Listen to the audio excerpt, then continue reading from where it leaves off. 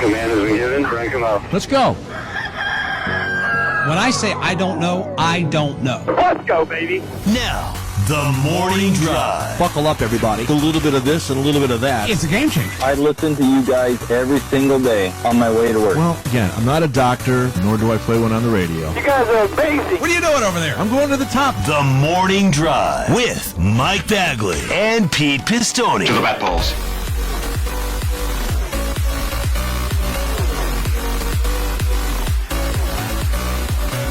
Sirius XM NASCAR Radio Channel 90 live and on the air for this Monday, February 13th, 2023. Mike Bagley here in Del Marvolo Studio 1D. We've got Pistol Pete Pistone in the Paisan Palace in Chicago. We've got Sammy and Davey in Studio 134 of the Beltway Bureau in our nation's capital. We welcome each and every one of you to this Monday morning.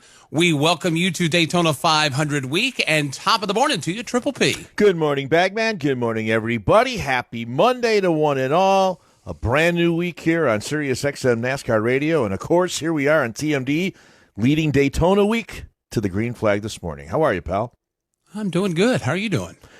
Everything is good. What a weekend, man. It was nonstop around here. We were go, go, go, go, go. Had a lot of fun, a lot of food, a lot of mirth, a lot of merriment, a lot of fellowship. A lot of everything. You say that mirth has led to some added girth this morning. Yes, with the folks. Mirth and Girth. That's our new midday show. Hope you'll tune in here on the morning drive when we're done here after the morning drive. No, we had a good weekend. It was good. We had our dinner. We saw our friend perform on Saturday night, Ron Hawking, who, by the way, thanks, Davey, for playing a little rejoin with him on Friday. Davey, thank you for that. Went to see Northwestern and Purdue play basketball yesterday afternoon. Big upset for the Wildcats. And, of course, Super Bowl 57 yesterday to bring down the curtain on the weekend. What about you? What'd you do?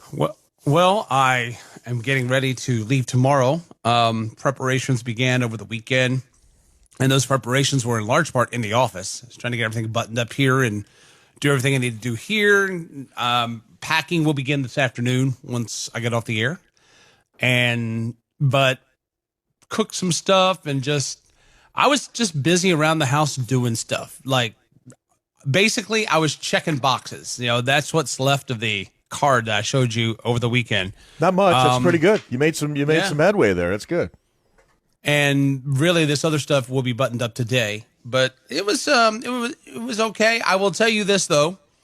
There's a lot of sad folks around these parts this morning, based on what happened in Glendale, Arizona last night, and. Bad part about it is a lot of folks have an additional time to think about things this morning since they canceled school and or delayed school last week. So, quote, the kids can enjoy a Super Bowl win from the Eagles. That was a little, you mentioned that last week. That was a little hats to victory lane. It was definitely. That was a lot of hats to victory lane. And that was stacking them so high you can't even see victory lane. Are you kidding me? We're looking for Larry Beluski. There were, wow, that's a blast from the past. And there's also, I don't know what they're going to do Thursday because a lot of folks had already canceled stuff on Thursday for the parade in Center City. So it's a little rough, it's a little tough sledding up there in Center City this morning for some folks. Yes, Sammy.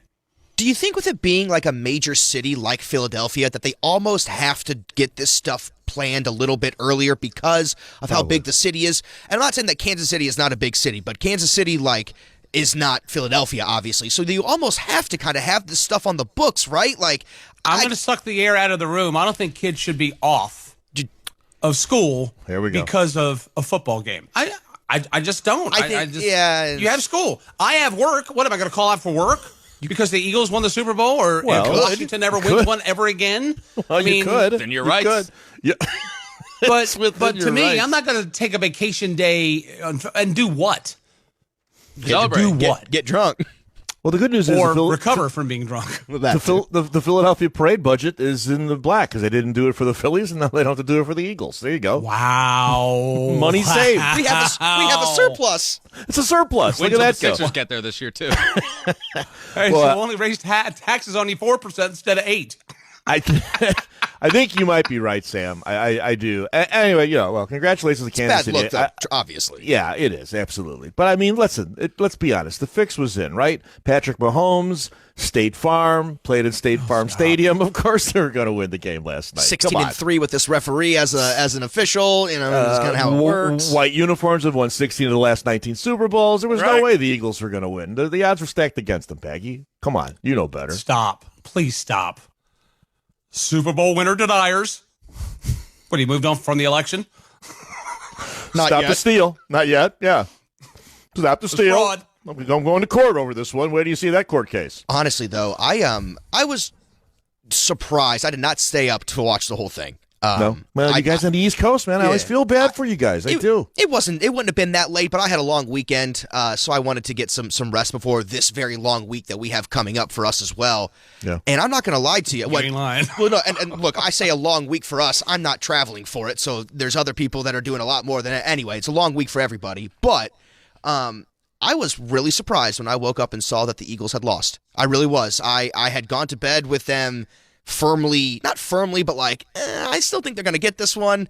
I hit on a couple of my bets. So that was good. Coin toss. Nice. And Rihanna's first song went on that one too. And so, yeah. But other than that, I mean. Wait, so you had Have My Money? Yes. Really? You had that as the first one? I told Tori. Really? I told Tori that I was like, I think that's one that I could get probably. Yeah, I missed that one. I missed that. See, I got the anthem. I got the over the anthem. He was 201. I took the over. Boom.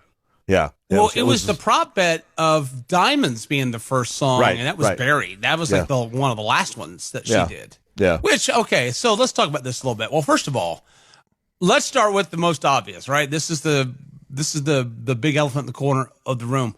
So a lot of the social media I can't believe that they let the Super Bowl end on defensive holding. Oh, yeah. And I asked the question going in, well, would that have been called any other time of the year? Why would it not be called then?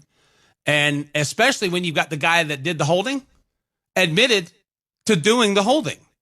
He's like, well, yeah, I held him. I was just hoping not that I wouldn't get caught, but he did.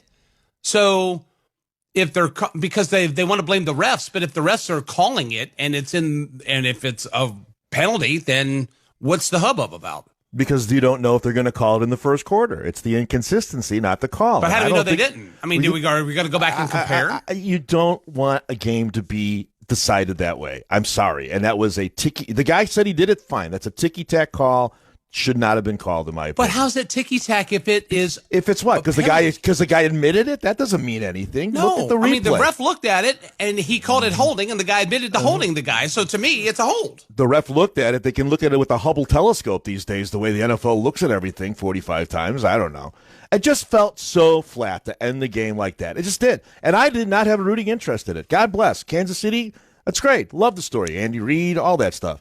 It just feels weird when the game ends on something like that seems so negligible. And Especially a really back good and game, forth. too. Yeah, back and a forth great game and football stuff. game. That was disappointing. Yeah, disappointing. And I feel, listen, we're joking about it. Damn, if that were me, if that were the Cubs that lost the World Series and then 3 months later the Bears lost the Super Bowl, I don't think I'd be here today. I'll be honest with you. As a Chicago sports fan, that hurts. And what, That's the day gotta stay. before Goodell comes out and he says, I don't think officiating's ever been better? Yeah, well, okay.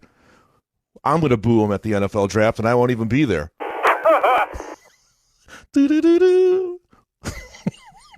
So anyway, that's whatever. I mean, I get it, by the letter of the law in the book, Baggy, you're probably right.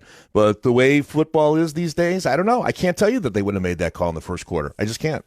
Well, okay, let me back up, rechange the question. Was it a penalty?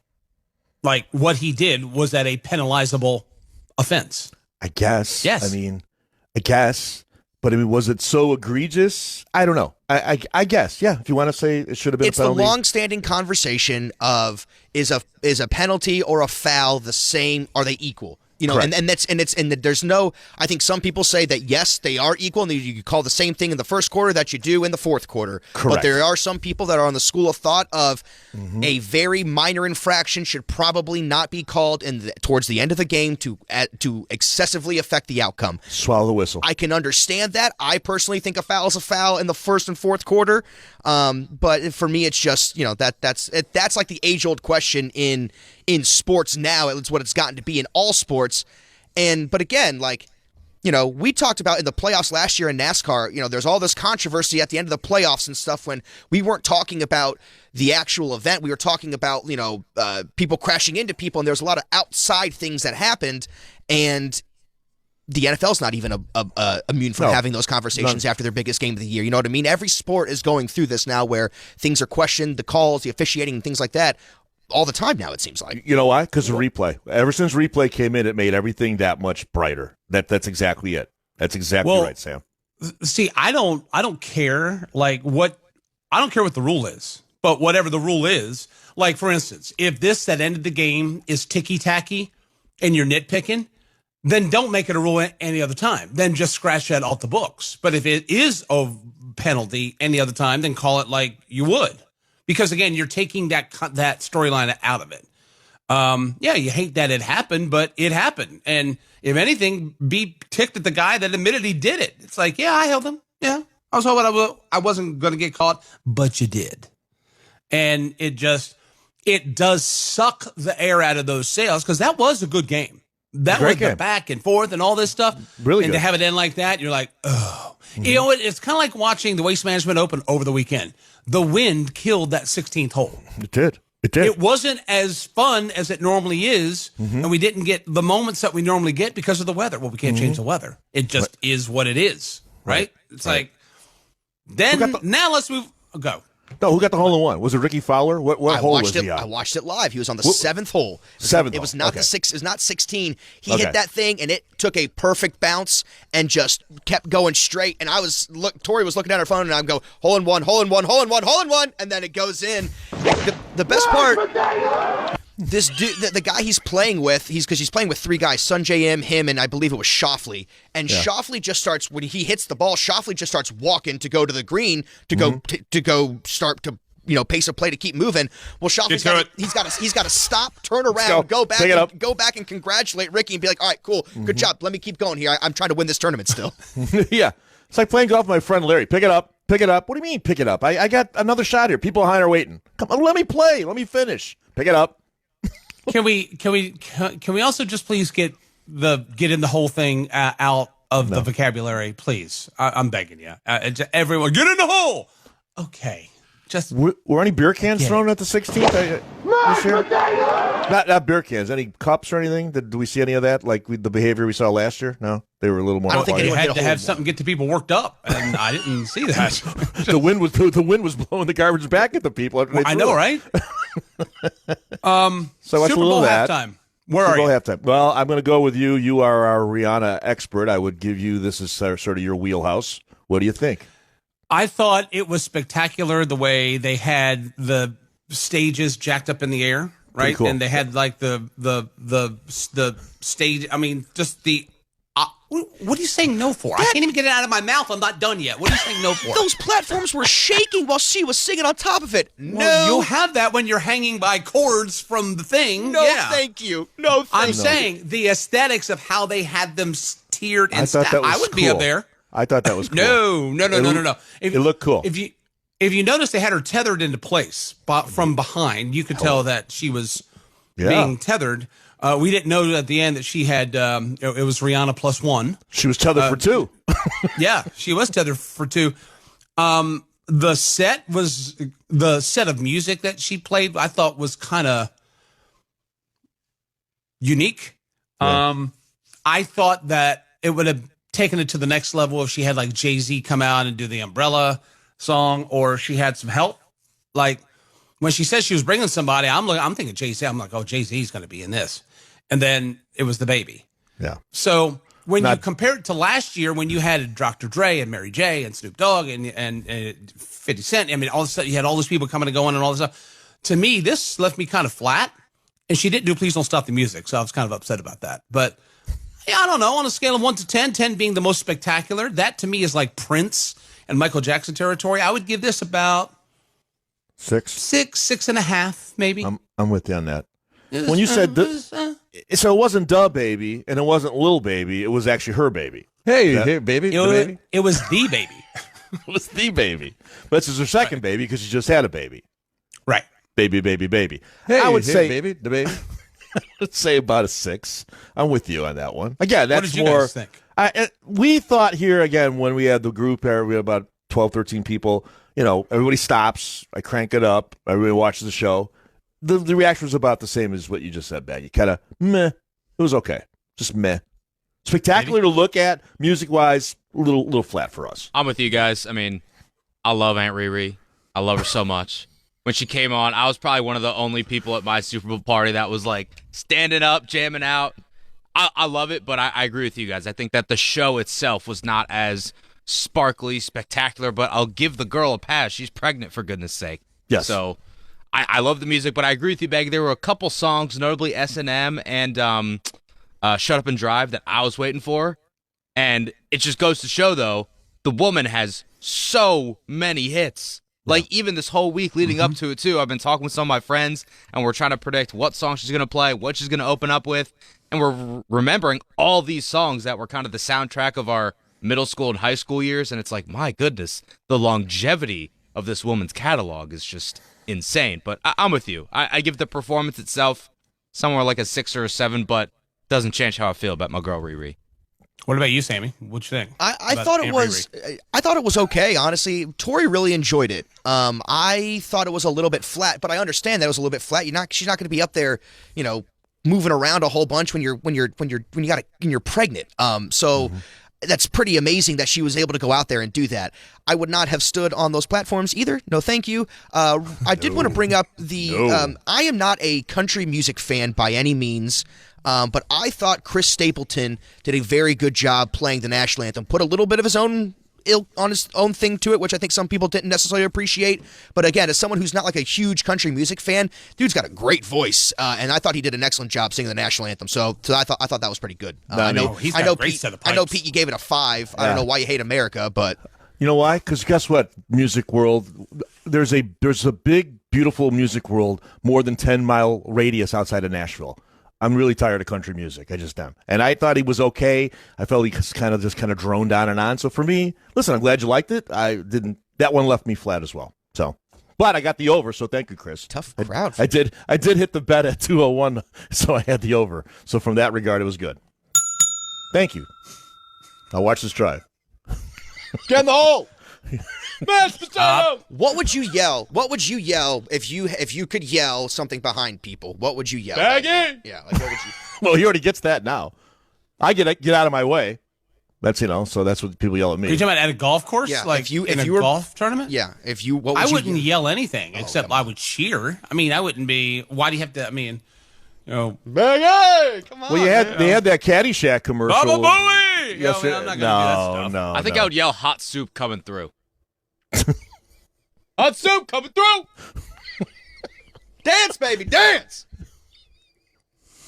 Hot soup coming through. Is that a bisque? What do you got? What is that? Beauty's in the eye of the beholder. But if I'm coming through with hot what? soup, you don't want to be in my way. In a bread bowl. I like that, Davey. Hot soup coming through. Lobster bisque. I sort of like that. I might steal that. That's good. Let's go to Daytona, everybody. Need crackers. Can't get good soup down there. You can get good soup in Daytona, Mike. Soup is not something I think of in Daytona. Coming through. I don't know when the last time I had soup in Daytona. I haven't thought about it. Probably in July when it was a little musty down there, right? That's the wrong kind of soup. Misty and musty. It's not a basement. Nothing gets you in the mood for soup like July in Florida. See, Wait. so it's got to be a certain temperature. I can be standing at the gates of hell and enjoying a good bisque. The weather around me does not affect my enjoyment of soup. Seriously, I just don't. I drink coffee when it's 95 degrees outside. Why wouldn't I eat soup? I just like soup. Hot soup coming through. Coming up, bottom of the hour, hot headlines coming through. We'll check them. First checking of them on the way. Coming up, we got the calendar at 8:50 this morning.